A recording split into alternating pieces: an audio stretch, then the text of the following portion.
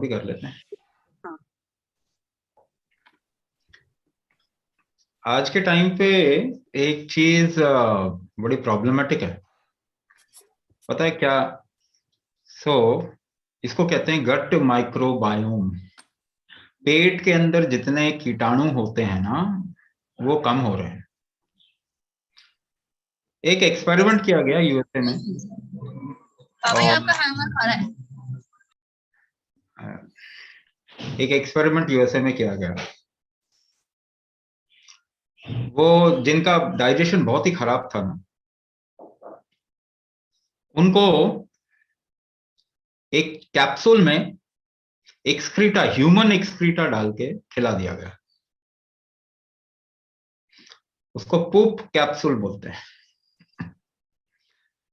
हाँ। और अमेजिंगली उनका डाइजेशन काफी हद तक सुधर गया।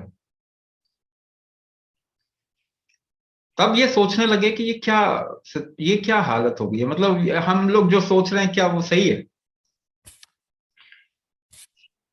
तो आपके शरीर में आपसे 3 गुना ज्यादा कीटाणु होते हैं। जितने ह्यूमन सेल्स है ना, ह्यूमन सेल से 3 गुना ज्यादा, 300 ट्रिलियन कीटाणु होते हैं और 100 ट्रिलियन ह्यूमन सेल्स होते हैं। तो यानी अगर इलेक्शन करा दिया तो कौन जीतेगा? कीटाणु जीतेंगे। और हम ये प्रूव कर सकते हैं कि there is nothing called as human being, it's only micro organisms.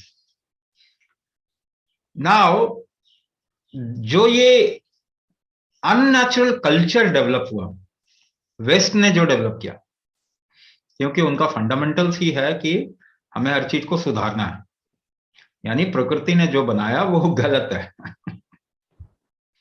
उस बेसिस पे ही उनका पूरा थेरेपी सिस्टम बिल्ड हुआ पड़ा।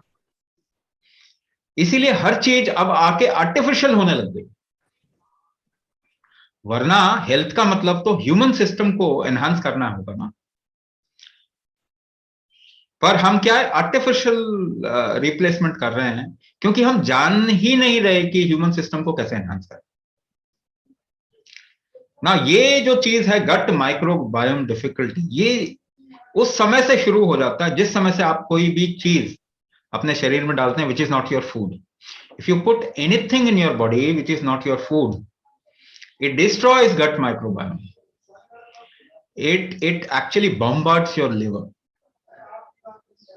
इसीलिए आज के समय पे ये दो चीजें जो है, ये almost like for everyone this has been compromise. सबका कॉम्प्रोमाइज हो चुका है। Now what is the best way to replace this gut microbiome? What is the best way? बहुत तरीके कर रहे हैं लोग बाग।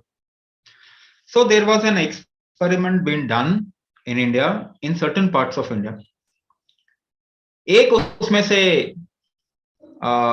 हरियाणा में एक गुरुकुल है, तो गुरुकुल की जमीन पे एक एक्सपेरिमेंट किया एक महानुभव ने। I am telling you real examples. There are other people also. Now why I am telling you this example, because you can actually Google it out and search, बड़े आसानी से मिल जाएगा। वो गुजरात के इस समय पे राज्यपाल हैं। वो पहले हरियाणा में एक गुरुकुल में हेड थे। तो उनकी जमीन हुआ करती थी, काफी जमीन गुरुकुल की जमीन थी, तो जमीन को केमिकल डाल के बंजर बना दिया, ऑलमोस्ट लाइक इनफर्टाइल बना दिया। And he found out ways and means to replace the fertility. तो उन्होंने बहुत लोग हैं इंडिया में जो इसके ऊपर काम कर रहे हैं। तो उन्होंने हर जितना भी हो सके उनसे मिलने की कोशिश की। He wanted to know how to replace the fertility of the land. तो एक खाद बनाया, बिल्कुल जैविक खाद, गाय गाय के गोबर से, विथ सम शर्करा, गुड़ गुड़ गुड़ जो होता है वो डाल के, और फिर अर्थवर्म उसमें डाला, गौमूत्र डाल के उन्होंने एक खाद बनाने की कोशिश की। जो कि यूजुअली होता क्या है, जमीन बंजर हो जाती है, ऑर्गेनिक करने में कम से कम मिनिमम 3 इयर्स लगते, 3 साल ऑर्गेनिक होने में लगते ही है, मिनिमम लगते हैं। और इन्होंने जो तैयार किया खाद, उससे 1 साल में वो हो गया। फिर बड़े सारे साइंटिस्ट आए उनके रिसर्च करने के लिए कि भाई ये सही भी बोल रहे हैं, झूठ बोल रहे हैं, क्या बोल रहे हैं। नाउ इवन एग्रीकल्चरल साइंटिस्ट वर अमेज्ड कि ये कैसे हो सकता है, इतनी जल्दी कैसे रिवाइव हो सकता है, इतनी जल्दी कैसे रिवाइव हो सकता है। Then they did some experiment, पता चला कि जो देसी गाय का गोबर है उसके अंदर 5 गुना ज्यादा जीवाणु होते हैं, बल्कि ज्यादा ही, 5 गुना तो एक बहुत मिनिमम हम ले रहे हैं। नॉर्मल किसी भी और जानवर से के गोबर से ना,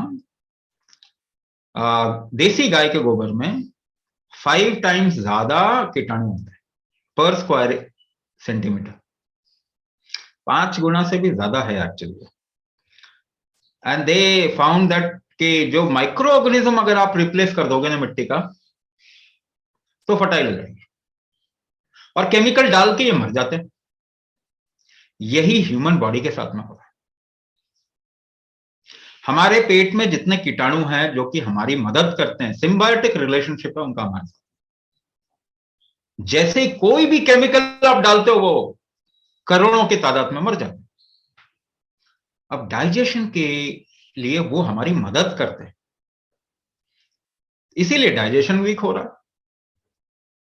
आजकल लोगों को सैलेड्स नहीं पच रहे, मालूम, कच्चा कुछ भी खाते हैं नहीं पच रहा। मतलब ये दिस इज अमेजिंग, क्योंकि उसके अंदर एंजाइम्स होते हैं पचाने के, वही नहीं पच रहा। तो आप पचा हुआ खाना खाते हो तभी पच रहा है।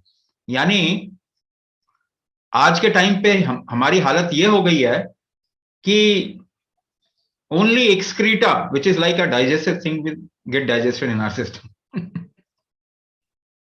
मतलब क्या हो गया हम। So replacing this is very, very important.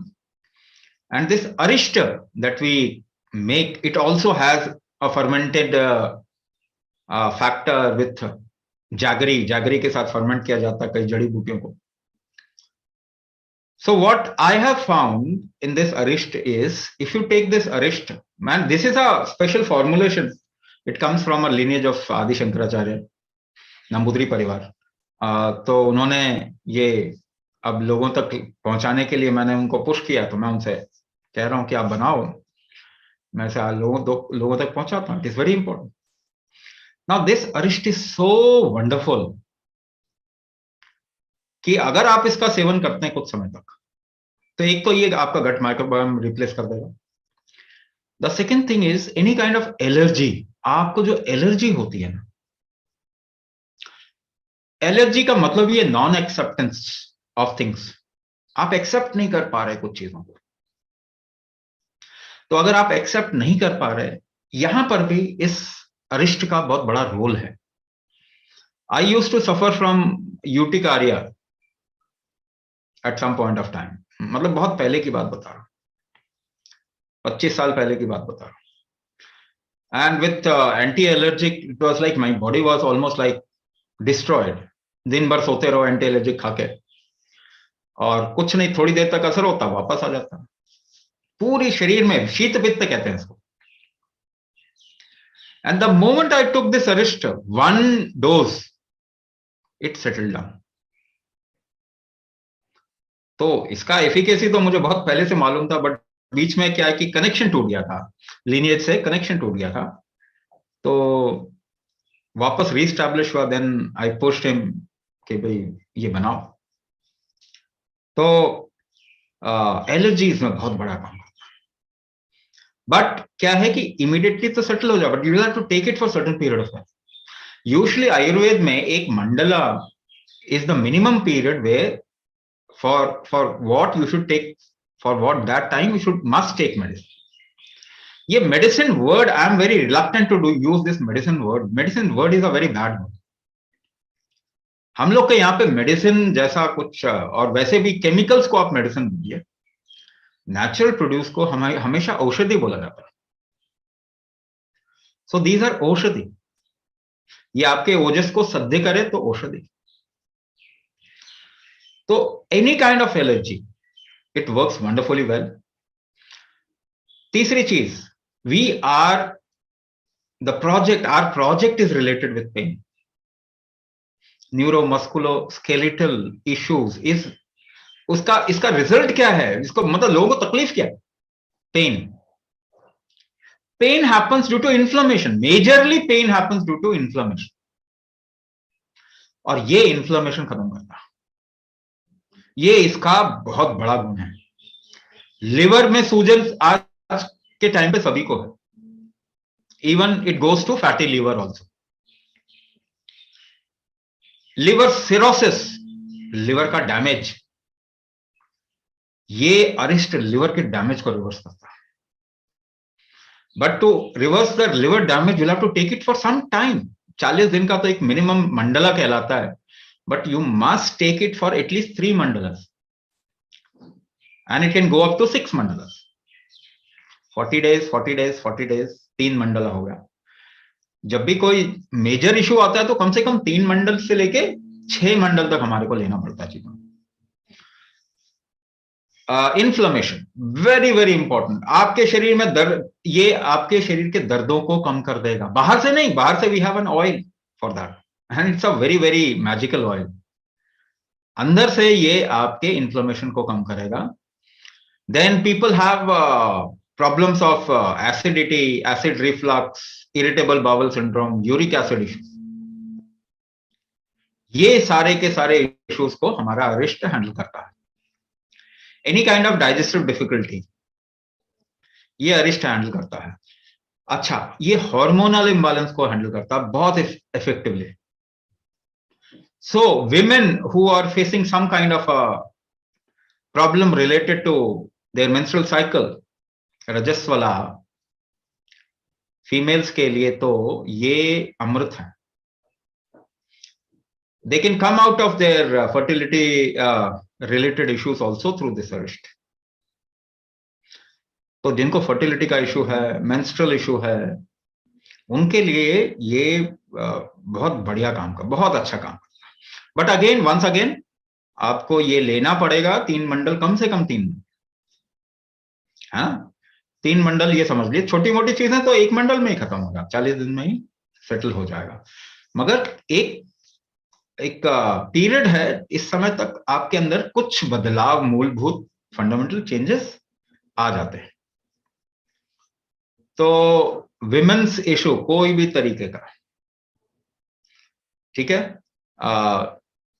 Even खून की कमी जो होती है, ज्यादा खून निकल रहा है वो हो गया, ब्लड ज्यादा हेवी ब्लीडिंग हो रही है, इस तरीके की चीजों में ये मदद करेगा।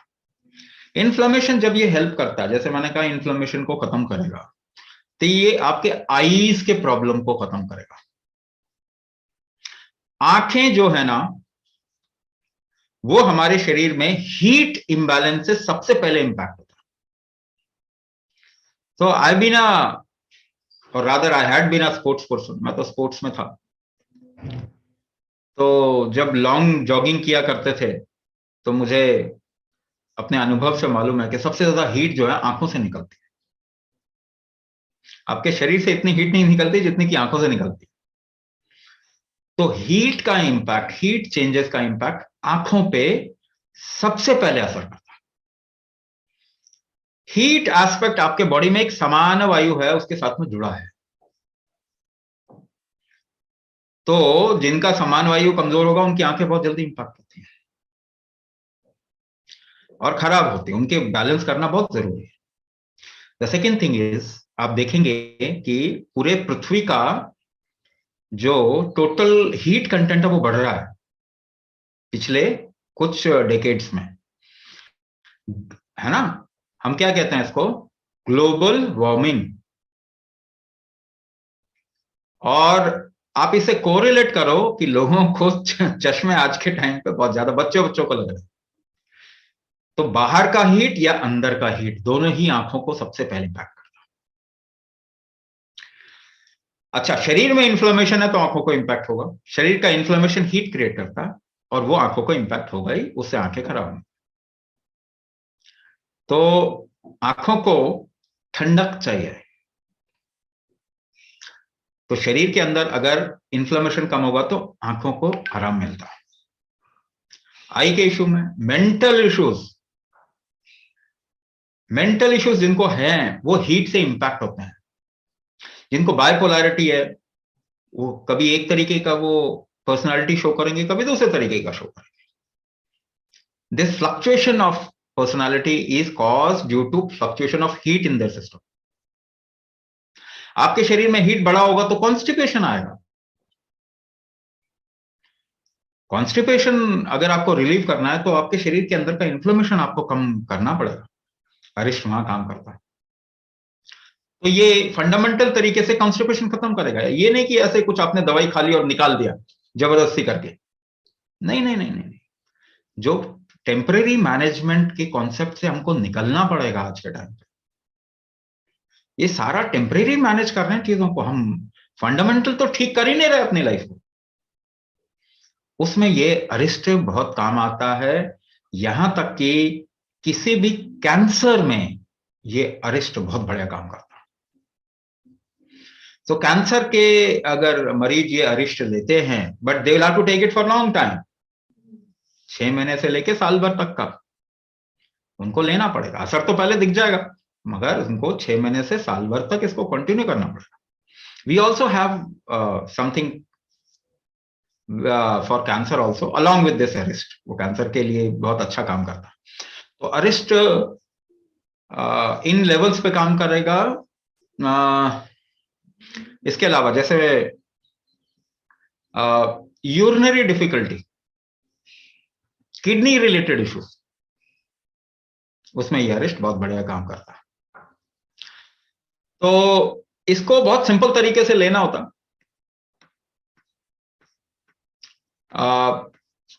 खाली पेट आप इसको 1 चम्मच ले लीजिए, पानी नहीं लेना इसके बाद में आधा घंटा, बस। बहुत आसान तरीका इसका लेने का। You can take it as a preventive thing. सबसे बड़ी चीज, you can take it as a preventive thing for any kind of issues. देखो ये कभी भी नुकसान नहीं करता, अरिष्ट खराब नहीं होता। ये जितना पुराना होगा उतना बढ़िया हो जाता, जितना पुराना होगा उतना बढ़िया होगा। But for the sake of people's psychology we have put a time period of consumption, है ना। तो लोग पूछते हैं अच्छा कितने टाइम तक लगेगा, कितने टाइम तक। ऐसा तो नहीं होता। तो ठीक है जी, आपके लिए ये हमने डाल दिया जी, इतने समय तक ले लो।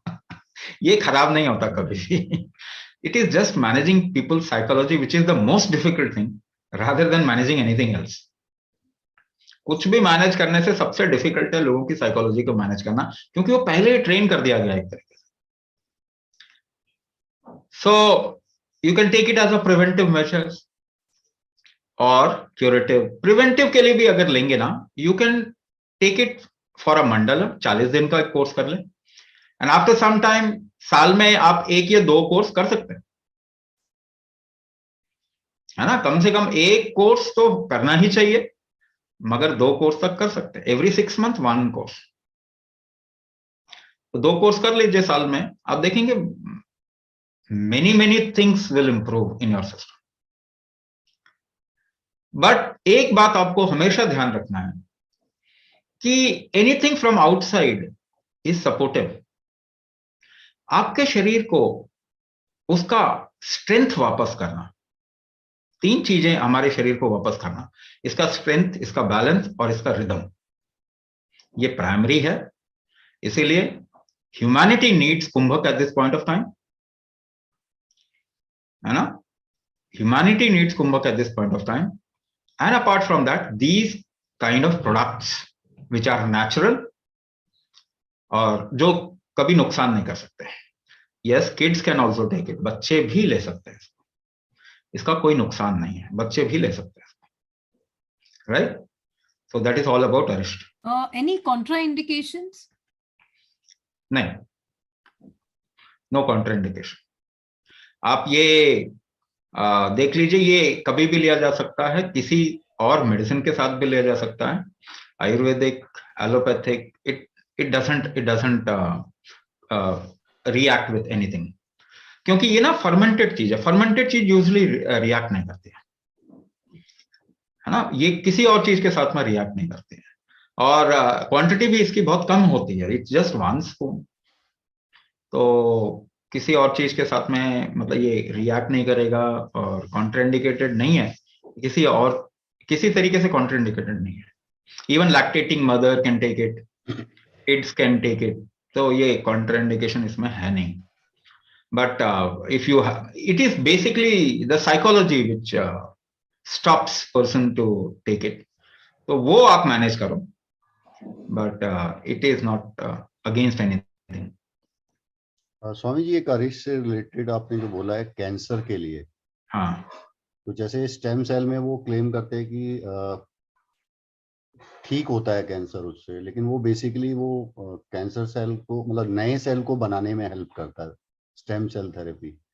तो इसके अंदर ये जो अरिस्ट है, ये कैंसर सेल को मारने के काम आता है या मरे हुए को एक्सक्रीट करने के काम आता है या दोनों के काम आता है? ये सोचने का तरीका बहुत ही सतही है, बहुत सरफेस पे है। जब हम कैंसर देखते हैं, कैंसर को समझते हैं, तो कहते हैं कि भाई खराब सेल फॉर्म। तो आप थोड़ा पीछे क्यों नहीं जाते? खराब सेल फॉर्म क्यों हो रहे? आपको थोड़ा पीछे जाना चाहिए। खराब सेल फॉर्म हो गए, उनको झाड़ू लगा दो, ठीक हो गया कैंसर, क्या फिर फॉर्म हो जाएंगे, फिर बन जाएंगे? आप स्टेम सेल थेरेपी करोगे, नए सेल्स को फॉर्म करोगे, तो खराब सेल्स नहीं बनेंगे क्या? उसको तो रोकना नहीं क्या उसके लिए कुछ आपने? तो स्टेम सेल थेरेपी जो इस वक्त में है, it is again against the whole process of life. This Western thought process is perverted by nature, by its fundamental nature. So whatever they think, they don't think pro nature, they always think against nature. पहली बात, stem cell therapy किस stage में है हमें मालूम नहीं है, और इसका कुछ बहुत ज्यादा रिजल्ट कहीं पर भी नहीं देखा गया। कैसे ये किया जा रहा है उसमें भी बहुत बड़ा क्वेश्चन मार्क है। क्या स्टेम सेल से थेरेपी कैंसर बढ़ जाएगा, ये भी एक क्वेश्चन मार्क है जो समझना पड़ेगा, क्योंकि कीमोथेरेपी से रिलैप्स बढ़ता है। रिलैप्स जो हो रहा है वो कीमोथेरेपी से होता है, ये चीज देखी गई कि रिलैप्स बहुत जल्दी हो जाता है कीमोथेरेपी से, और कीमोथेरेपी के कारण रिलैप्स जल्दी हो रहा है। तो बहुत सारी चीजें देखने के लिए अभी भी हम लोग नहीं जानते इतना कुछ। तो कैंसर सेल्स बनते क्यों? तो एक बहुत छोटा सा पक्ष मैं बता देता हूं, क्योंकि ये बहुत बड़ा वास्ट सब्जेक्ट है। If I start exploring it, I can talk for days, it will not help, लेकिन है ना, we need that those kind of people who work towards it. Only then if I open the whole dimension up, it is useful. एक चीज मैं आपको बता देता हूं। पहली चीज, कैंसर सेल बनने का एक कारण जो है, इसे कहते हैं हम दर्शनाग्नि का वीक होना। दर्शनाग्नि क्या है? आप किसी चीज को पहचानते हो, ये जो पहचानने की क्षमता है ना आपकी, ये दर्शनाग्नि कहलाती है। तो ये बॉडी का एक फैक्टर है जो हर लेवल पे देखा जाता है, सेलुलर लेवल पे भी देखा जाता है, बाहर के लेवल पे भी देखा जाता है। आप अपने लाइफ में किसी चीज को एक बार देखते हो तो फिर पहचान जाते हो, अरे ये तो वो चीज, you recognise it. This recognition और कॉग्निशन फैक्टर, ये जो कॉग्निशन फैक्टर ना, ये दर्शनाग्नि है। और दूसरा है, रिकॉग्नाइज करके आप उसी शेप में किसी चीज को ढालो। तो जैसे आप पॉटरी कर रहे हैं, आपके दिमाग में एक है कि इस तरीके का पॉट बनाना, तो आप मोल्ड करते हैं फिर उसको उसी तरीके से। तो इसे कोष्ठाग्नि कहते हैं। Whatever you recognise, you create, you manifest that in reality in a physical form, और फिजिकल फॉर्मेट, उसको हम कोष्ठाग्नि कहते हैं। तो सेल्स का रिकॉग्नाइज करना, इस तरीके के सेल्स बनाने, और उसको बनाना, कोष्ठाग्नि, ये दो डिस्टर्ब हो गए। ये मैं बहुत कोर एस्पेक्ट बता रहा हूं। अब इसका एक ब्रांच उठाते हैं और आपके गारेपत्य अग्नि तक लेके आते हैं, यानी डाइजेस्टिव सिस्टम तक लेके आते हैं। ठीक है? तो आपका लिवर जो है ना, उसके अंदर अपना ब्रेन, मतलब वो एक तरीके का ब्रेन है, सेकंड ब्रेन है आपके बॉडी का। वो रिकॉग्नाइज करता है हर चीज को, ये मेरा भोजन है, ये मेरा भोजन नहीं है। तो इस तरीके से वो जो आपका भोजन नहीं है उसको बाहर निकाल देता है। तो ये रिकॉग्नाइज करता है कि ये दवाई मेरा भोजन नहीं है, तो बाहर निकाल देता है। तो आप क्या करोगे, उसको ओवरलोड कर दो। तो सपोज करो आपको 5 मिलीग्राम शरीर में पहुंचाना है। लिवर की एक एफिशिएंसी है कि वो पर मिनट इतना निकाल देगा, वो पर मिनट 50 मिलीग्राम निकाल देगा। तो आप क्या करोगे, पर मिनट उसके उसके अंदर 55 मिलीग्राम डाल दो, तो 50 तो निकाल देगा, 5 नहीं निकाल पाएगा। तो उस हिसाब से टाइट्रेट कर दो, आप 500 मिलीग्राम डाल दो, तो आपको पता चलेगा कि आधे घंटे के अंदर 5 मिलीग्राम आपके शरीर में पहुंच जाएगा। तो क्या किया आपने? धोखा दिया ना लिवर को, बाईपास किया। This is called as first liver bypass. इसी तरीके से दवाई आपके शरीर में जाती है, भेजी जाती है। या लिवर को बिल्कुल ही बाईपास कर दो तो कैसे डालेंगे? IMIV, इंट्रामस्कुलर इंट्रावेनस इंजेक्शन डाल दो। तो आपने धोखा दिया ना अपने शरीर को। तो ये धोखा जब आप अपने शरीर को दोगे, जब भी आप अपने शरीर को धोखा देते हैं तो इसका कॉग्निशन फैक्टर कम हो जाता है। इसको समझ में नहीं आता, मैंने तो भेजा नहीं इसको अंदर, ये कैसे चला गया। उसके बाद सेंसिटिविटी कम हो जाती है, कॉग्निशन कम होगा, सेंसिटिविटी कम हो जाएगी बॉडी की, और इसके बाद आपका ये 2 फैक्टर वीक हो जाएगा। क्या फैक्टर वीक हो जाएगा? दर्शनाग्नि, कोष्ठाग्नि। तो लिवर पे जैसे जैसे इंपैक्ट होता है, इसकी शुरुआत यहां, क्योंकि लिवर गेट कीपर, आपकी सोसाइटी के अंदर घुसने का दरवाजा है लिवर। लिवर गेट कीपर है, तो लिवर को अगर आप खराब कर दोगे तो अंदर तो इम्बैलेंसेस होना शुरू हो जाएंगे। अंदर जो इम्बैलेंसेस हो रहे हैं उसको अगर आप गेट कीपर को सही करोगे तो वो इम्बैलेंसेस कम होने के चांसेस है। और if you work upon your body, so reduce the, मतलब स्ट्रेंथन योर गेट कीपर को आप वापस खड़ा करो एंड स्ट्रेंथन योर सिस्टम। और वापस जो आपने खराब कर दिया अपने शरीर में, जो तंत्र को खराब कर दिया, अपने ऑर्गन फंक्शन को वीक कर दिया, उसको रिवाइव करो। तो उस तरीके से, क्योंकि ये लिवर पे अरिस्ट काम करता है, ये आपके डाइजेशन फैक्टर पे काम करता है, तो ये आपके गेटकीपर को दुरुस्त कर रहा है। देन इन्फ्लेमेशन कम करता है। कैंसर का एक रीजन आज के समय पर बताया जाता है कि एसिडिक एनवायरनमेंट के कारण होता है कैंसर। तो जिस कारण खराब सेल पैदा हो रहे हैं, एसिडिक एनवायरनमेंट, उसको खत्म कर रहा है। ये गारेपत्य अग्नि पे काम करता है, यानी डाइजेशन के फैक्टर, यानी गारेपत्य अग्नि, डाइजेशन के साथ में रिलेटेड ऑर्गन्स कौन कौन से हैं? Liver, pancreas, gall bladder, intestines भी हैं, है ना। तो ये जितने ऑर्गन्स हैं उसको दुरुस्त करेगा, उसको सही करेगा। तो आप क्या कर रहे हो? कैंसरस एनवायरनमेंट को खत्म कर रहे हो।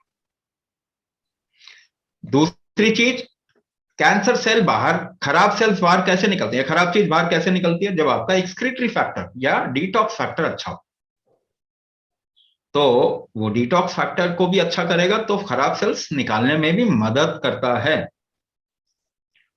नए सेल्स फॉर्म करने में मदद करेगा, अच्छे सेल्स, और खराब सेल्स को निकालने में भी मदद करेगा।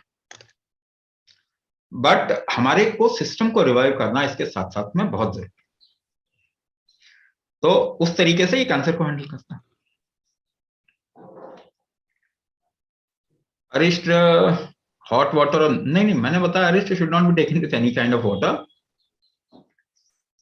आप ये आधा घंटा पानी नहीं लेंगे इसके लेने के बाद, नो वाटर एट ऑल। एक चीज ये, it can be taken twice a day, once a day और ट्वाइस अ डे। क्योंकि ज्यादा अगर सिचुएशन खराब है तो उसको ट्वाइस अ डे से थ्राइस अ डे भी लाया जा सकता है, depending upon the situation, but usually once a day और ट्वाइस अ डे, है ना। और कोई सवाल था इसको लेके? नो। अभी जी इसे क्या कहते हैं, आयुर्वेदिक कहते हैं, कैसे क्या है ये? अरिष्टा जो है, अरिष्टम अपना, इसको आयुर्वेदिक कहलाएंगे हम या क्या कहेंगे? देखो, आयुर्वेद बहुत बड़ा सब्जेक्ट है, और आयुर्वेद में जड़ी बूटियां तो एक पार्ट है ही आयुर्वेद का, इसको आयुर्वेदिक बोल सकते हैं। मगर अगर इसको क्योंकि इट हैज कम फ्रॉम सिद्ध लिनेज, साउथ इंडियन लिनेज में आयुर्वेद ही जब पहले आयुर्वेद से भी पहले सिद्ध पद्धति आई। सिद्ध पद्धति भी फिर इंक्लूड की गई आयुर्वेद के अंतर्गत में। एलिमेंटल थेरेपी जिसे हम कहेंगे ना, वो सिद्ध पद्धति से आता है। तो अगर सिद्ध हम कहेंगे तो और भी सही है, वरना आयुर्वेद तो हम किसी भी जड़ी बूटी का आयुर्वेद कह सकते हैं। अब इसे ये है हर्बल, ये 100% हर्बल है। इसका कोई सच नुकसान नहीं है। Okay. One Swami ji question. कुछ Yes, Pooja, you can continue. I can ask later. Swami ji, जैसे कुछ लोग थायराइड की टेबलेट लेते हैं एम्प्टी स्टमक, तो उनका क्या सीक्वेंस रहेगा फिर? अरिष्टा टेबलेट और घी कैसे, वो क्या सीक्वेंस रहेगा? थायराइड की टेबलेट लेते हैं वो सुबह सुबह, थायराइड की टेबलेट जो ले रहे हैं वो सिंथेटिक टेट्राहाइड्रोथायरोनिन है, T4 लेते हैं। इसको बहुत रिचुअल ना बनाने की कोशिश करें। If people want to come out of thyroid issue, पहली बात तो उनको निकलना चाहिए इससे। तो थायराइड की टेबलेट सुबह सुबह लेना नहीं, ये बहुत अच्छा रिचुअल नहीं है, दुनिया को इससे निकलना पड़ेगा, पहली बात। दूसरी बात, खाली पेट आपको थायराइड की टेबलेट लेनी है, अरिष्ट लेना और घी लेना है। अरिष्ट और घी का सीक्वेंस तो मैं बता देता हूं कि सबसे पहले अरिष्ट लेना, आधे घंटे के बाद में आप घी ले सकते हैं। तो या फिर अरिष्ट ले लें आधे घंटे, अगर प्यास लगी है तो आधे घंटे बाद पानी ले लें, उसके बाद आधे घंटे बाद घी ले लें, ऐसा कर सकते हैं। तो अरिष्ट पहले ले लें, घी उसके बाद में ले लें। थायराइड की टैबलेट आप कभी भी ले सकते हैं। यूजुअली उसका एब्जॉर्प्शन खाली पेट में ज्यादा अच्छा होता है, इसीलिए फूड नहीं जाना चाहिए। मगर आपने अरिष्ट लिया या फिर घी लिया तो वो फूड नहीं है, क्योंकि घी आपके शरीर में जाता ही नहीं है, तो वो फूड नहीं है। तो आप कभी भी इस बीच में आप ले सकते हैं थायराइड की टैबलेट, या इसके बाद में ले सकते हैं, फिर भी खाली पेट। अरिष्ट 1 चम्मच लिया जाता है, इट डजंट मीन कि अरिष्ट बल्कि हेल्प करता है एब्जॉर्प्शन में चीजों की। तो ये कोई प्रॉब्लम नहीं है कि आप थायराइड की टैबलेट कभी भी ले लो इस बीच में। मगर अरिष्ट घी उसके बाद थायराइड भी ले सकते हैं थायराइड, क्योंकि तब भी खाली पेट है, या आप पहले भी ले सकते हैं।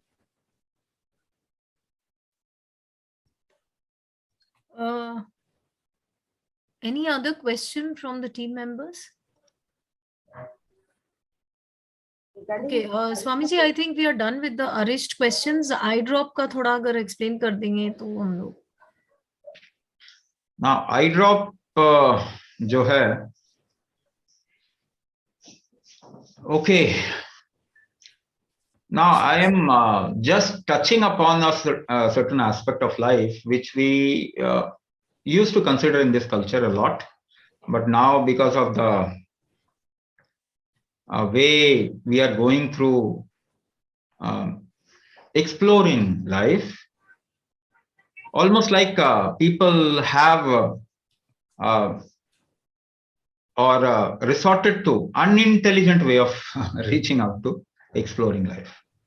बहुत एक unintelligent तरीके से हम जीवन को देखने की कोशिश कर रहे हैं। Now I'm just touching upon certain things. आपको मालूम है, आप स्थान विशेष में या किसी क्षेत्र में किसी स्थान पे जाते हैं, किसी जगह पे जाते हैं, तो आपको कुछ फील होता है।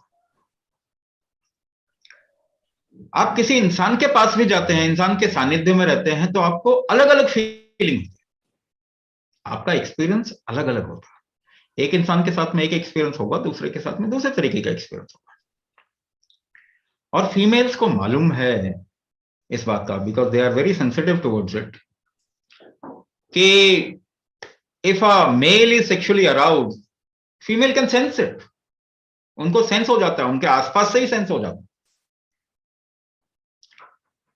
तो किसी भी फंक्शनैलिटी और एक्शन के साथ में एक एनर्जी एसोसिएटेड होती है, एक क्षेत्र एसोसिएटेड होता है, एक जोन एसोसिएटेड होता है। भारतीय सभ्यता में हमेशा हमने क्षेत्र को स्थापित करने की कोशिश की। जब हम एक क्षेत्र को स्थापित करते हैं, तो उस क्षेत्र को स्थापित करने के लिए जो मूलाधार है वो मंदिर कहलाता है। तो ये बहुत बड़ा साइंस है। आज के टाइम पे इसको समझने वाले लोग बहुत कम हैं। ऐसा नहीं कि लोग नहीं समझ सकते, मगर लोगों को समझदार बनाने की जगह पे हम पढ़ा लिखा बना रहे हैं। प्रॉब्लम यह है, उनको हम ऑलमोस्ट अ स्लेव मेंटालिटी दे रहे हैं, क्योंकि आप किसी को किसी चीज में पढ़ा दीजिए तो उसके अलावा कुछ सोचता ही नहीं है वो इंसान। ideas become fixed.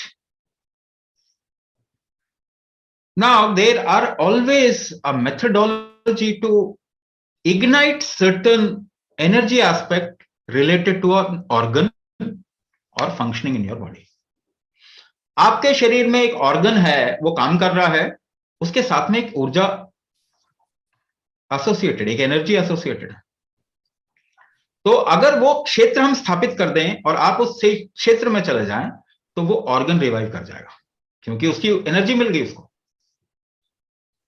तो इसी तरीके से हमने इन चीजों को कुछ हर्ब्स में भी डालने का कोशिश किया। दवाइयां, जड़ी बूटियां जो हैं, आयुर्वेद एक कंप्लीटली अलग साइंस है। जड़ी बूटियों का साइंस जो है आयुर्वेद के अंदर 1% है। मगर आयुर्वेद में हमेशा किसी समय पे, किसी नक्षत्र में, किसी काल में एक जड़ी बूटी को निकाला जाता है। कभी भी आप नहीं तोड़ सकते किसी चीज को। तो कुछ जड़ी बूटियां किसी पर्टिकुलर नक्षत्र में ही तोड़ी जाती है और उसी वजह से वो काम करेगी। ऐसा नहीं कि आपने तोड़ दिया, इसके अंदर कार्बोहाइड्रेट, देखिए फूड कार्बोहाइड्रेट, फैट, मिनरल्स पे काम नहीं करता food. This is the most unintelligent way to look at food, the most intelligent way.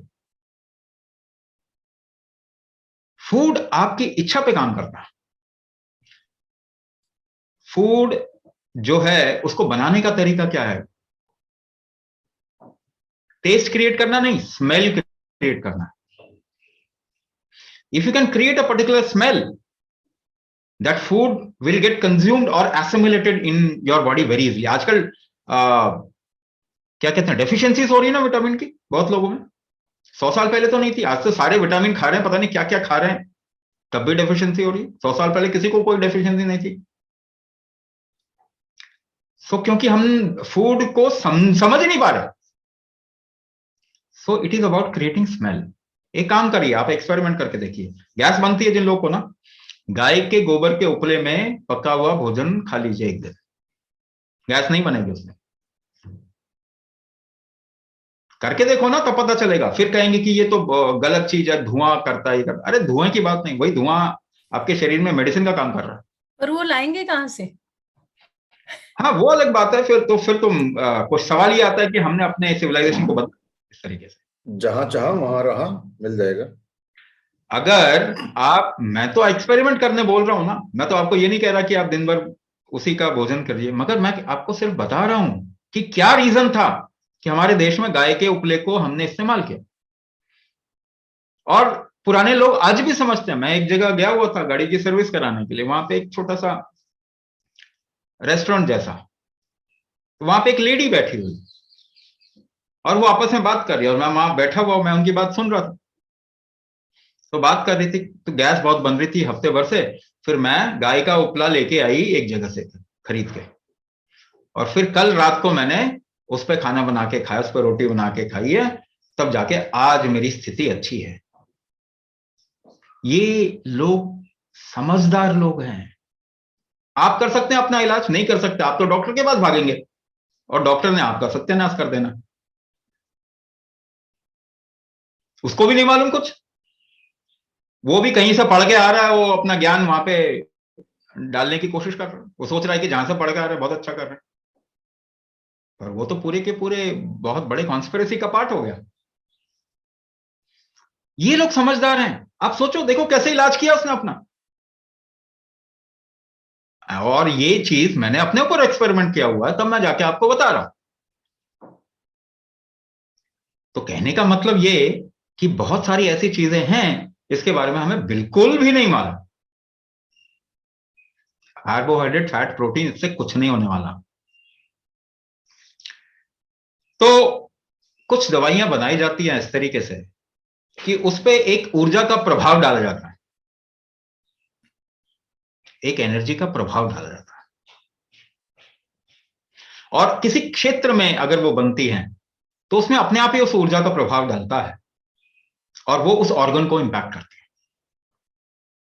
Of course उसके साथ में कुछ हम जड़ियां, या फिर जो कि सपोज कीजिए आंखें हैं तो आंखों से रिलेटेड कुछ चीजें हम उसमें डालते हैं, लेकिन उसका सबसे मेजर पार्ट क्या है? वो जड़ी बूटी नहीं है, सबसे मेजर पार्ट है उस ऊर्जा का प्रभाव। आपकी आंखें जब बनी होंगी तो एक तरीके की एनर्जी उसको चाहिए होगी ना, मां के गर्भ में वो ऊर्जा मिली होगी जिसकी वजह से वो बन पाई। वो क्षेत्र है मां का गर्भ जिसमें कि ऑर्गन्स बनते हैं और उसमें अलग अलग शक्तियां काम करती है। तो ब्रह्मांड जो कुछ भी जानता है वो एक मां के गर्भ में फलित होता है। पूरा ब्रह्मांड, the whole universe conspires to create a small life. तो ये आई ड्रॉप वैसा ही है। इसमें मेजर पार्ट जो है वो एक ऊर्जा का प्रभाव है, और इसमें कुछ जड़ी बूटियां जो आंखों से रिलेटेड है वो डली हुई हैं। वो जड़ी बूटियां भी एक समय नक्षत्र काल को देखते हुए उसको निकाला गया, यूज किया गया। तो ये अभी भी बहुत ऑथेंटिक तरीके से जड़ी बूटियों का इस्तेमाल है, पर सबसे मेजर पार्ट है उस ऊर्जा क्षेत्र का प्रभाव। तो इसको मैंने, आप अगर यूज करेंगे, अगर आप एक एक ड्रॉप दोनों आंखों में डालें तो इसके बाद ही थोड़े समय बाद आपको लगेगा जैसे कि कुछ बहुत साफ साफ दिख रहा है। तो जब हम कहते हैं दृष्टि, तो ये एक ऊर्जा है। ये ऊर्जा की कमी होगी तो दृष्टि में की क्षीणता आएगी, उसमें कमी आती है। तो क्या आप इस ऊर्जा को बढ़ा सकते हैं? हाँ, ये आई ड्रॉप वही काम करता है। देखिए, हम लोग आगे चल के और भी बहुत अच्छे लेवल पे इन चीजों को एक्सप्लोर करके डेवलप करेंगे। अगर उस ऊर्जा को किसी हमारे शरीर के अंदर बढ़ाना, ये केवल और केवल क्षेत्र में जाके भी हो सकता है। ऐसी जरूर नहीं कि जड़ी बूटियों की जरूरत पड़े, जड़ी बूटियों को भी जरूरत नहीं। किसी एक जगह पे आप चले जाइए और आपके ऑर्गन्स रिवाइव हो सकते हैं। एक लेवल तक रिवाइवल प्रोसेस चालू हो जाएगा, मगर आपको काम करना पड़ेगा उसका। भाई, कुम्हार की चाक चालू हो जाएगी तो पर काम तो कुम्हार को करना पड़ेगा। तो अभी तो हमारी चाक ही उल्टी चल रही है, ऑर्गन खराब होते जा रहे हैं। जब उसको सीधा भी कर देंगे तो भी थोड़ा काम करेंगे तो एकदम से रिवाइवल हो जाएगा। और ये मैजिकल तरीके से काम कर सकता है। तो आप देखेंगे कि ये एकदम फ्रेश दिखना कैसे चालू होगा। ये क्या जड़ी बूटी का? नहीं, जड़ी बूटी का कमाल नहीं है, जड़ी बूटी का कमाल नहीं है, ये उस एनर्जी का, ऊर्जा का कमाल है, दृष्टि की ऊर्जा का कमाल है। आपकी दृष्टि की ऊर्जा थोड़ी डलती है तो आपको अचानक से उसमें बढ़ोतरी दिखाई देती है। ये यूज करेंगे तो आपको पता चलेगा। मेरे पास में ऐसे एग्जाम्पल्स हैं, बट इवन जानवरों के आंखों को रिवाइव किया गया है इससे। मैंने अपने घर में ही किया। गुरुजी, हट भी जाता है इससे चश्मा? इसमें चश्मा हट जाता है अगर, लेकिन वो कितना? हाँ, वो पीपल टू पीपल डिपेंड करता है। और कितने समय में? समय तो मैं आपको बता रहा हूं कि एक मंडल मिनिमम होता 40 दिन। लेकिन कुछ लोगों के देखे गए हैं, उम्र दराज लोगों के भी चश्मे हट गए से, मगर उनकी पावर ज्यादा थी नहीं। ये मैं पहले ही बता दूं कि बहुत ज्यादा पावर नहीं थी, और 60-65 की उम्र के लोगों के भी चश्मे निकल गए। तो डिपेंड करता है कि इतना डिटेरियोरेशन है। और जिनकी ज्यादा पावर, और जिनकी ज्यादा पावर है ना, उनकी आंखें खराब होने का भी डर होता है आगे चल के, वो रुक जाएगा। पावर कम हो सकती है, थोड़ा लंबे समय तक इस्तेमाल करें इसको। हमेशा पूरी जिंदगी भी इस्तेमाल कर सकते हैं, कोई नुकसान नहीं है। एक एक ड्रॉप ही तो डालना है रोज के रोज। अगर किसी को ज्यादा जैसे चश्मा निकालना है तो 2 बार कर लें, एक एक ड्रॉप सुबह शाम। अगर कोई और प्रॉब्लम है, ग्लूकोमा है, ग्लूकोमा ठीक हो सकता है इससे। आंखों की और प्रॉब्लम, मसल से रिलेटेड प्रॉब्लम होती है रेटिना रिलेटेड प्रॉब्लम्स रहता है, रेटिना रिलेटेड प्रॉब्लम्स रहता है, तो उसमें भी ये बहुत हेल्प करेगा।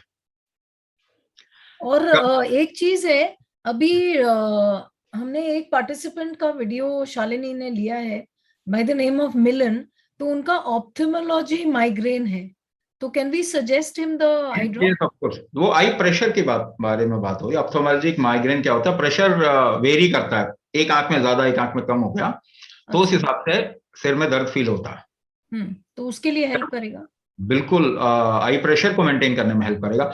मगर आई प्रेशर को मेंटेन करने के लिए एक और चीज, अरिस्ट भी साथ में ले और भी अच्छा है। अच्छा, Shalini please convey that to Milan sir. Swami, what about the cataract? Cataract initial stages में कैटरैक्ट को भी ये हैंडल कर लेगा, और कैटरैक्ट को डिले कर सकता है ये, मतलब जिन लोग की बहुत ज्यादा टेंडेंसीज है या फिर ऐसा देखा गया है कि उनको कैटरैक्ट उस खानदान में बहुत जल्दी हो जाता है, तो उनके कैटरैक्ट होने में डिले भी करेगा। इनिशियल स्टेजेस में ये रिवर्स भी कर सकता है। हो गया बहुत ज्यादा तो उसको निकाल लीजिए, बाद में चल के प्रॉब्लम ना आए उसके लिए यूज कर सकते हैं।